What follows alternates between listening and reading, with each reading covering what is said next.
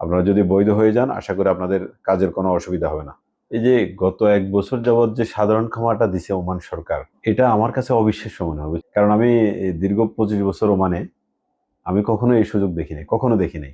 12-14 বছর আগে একটা ছোট আকারে একটা সুযোগ দিছিল। সাধারণ ক্ষমার নামে সরকার কিছু ট্রান্সফারের ব্যবস্থা করছে, কিছু নতুন ভিসার ব্যবস্থা করছে। কিন্তু এবার যে সুযোগটা দিছে, আমি বলবো আমাদের প্রত্যেকটা বাংলাদেশী ভাই বোনদেরকে আপনারা যারা এখনো ওমানে আছেন কিন্তু আপনারা বৈধ না, আপনাদের যে কোনো কারণে আপনারা অবৈধ হয়ে গেছেন, আপনাদের হয়তো ভিসা তারপরে রেসিডেন্ট কার্ড রিনিউ করা নাই, 6 মাস 1 বছর 2 বছর, যেটা আই থিঙ্ক আরো বেশি হলেও কোনো প্রবলেম নাই।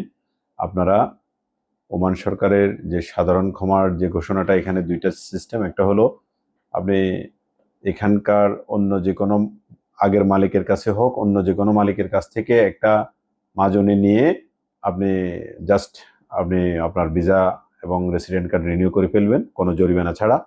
আরেকটা হলো যদি কেউ ওমানে থাকতে না চায় তাহলে সে এমবেসির সাথে যোগাযোগ করে সে আউটফাস্ট নিয়ে দেশে চলে যাবে। তো দীর্ঘ 1 বছর যাবত এই সুযোগটা চলতেছে, যেটা কল্পনাতীত, এবং সেটা এই ডিসেম্বরের 31 তারিখ শেষ হয়ে যাবে। ইতিমধ্যে অনেকে এই সুযোগ নিছে, বাকি যারা এখনো নেন নাই আপনাদেরকে আমি বিনীতভাবে অনুরোধ করব, দয়া করে এই সুযোগ হাতছাড়া করবেন না। আপনারা এই সুযোগটা নেন।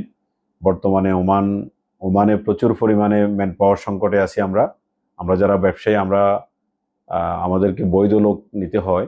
তো এই বৈধ লোকটা আমরা খুঁজেও পাচ্ছি না। আমরা আগের থেকে 20-25% বেশি স্যালারি দিয়ে আমরা লোক পাচ্ছি না। আপনারা এই বাকি যে সময়টা আছে এর ভিতরে বৈধ হন এবং এত সুন্দর একটা কান্ট্রিতে বসবাস করেন।